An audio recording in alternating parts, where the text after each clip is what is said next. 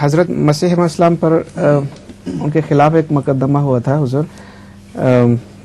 اس میں ذکر ہے کہ ان پر ازالہ حیثیت عرفی، یہ پتہ نہیں خاص جی یہ مقدمہ کرم دین نے کیا تھا حضور کے خلاف جہلم میں 1902 میں.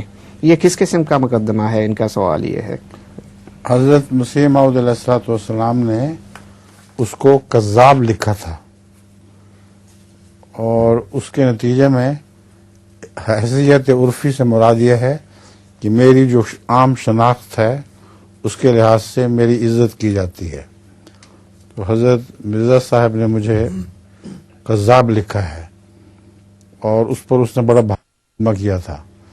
اس پہ بہت تاریخیں بڑھتی رہیں.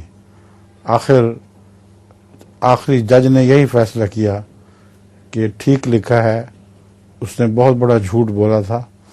اس لیے حضرت السلام کا دوسرا شعر ایک ہے کہ کذاب تیرا نام دفاتر میں رہ گیا، تیرا نام کذاب جو تھا وہ دفتروں میں رہ گیا.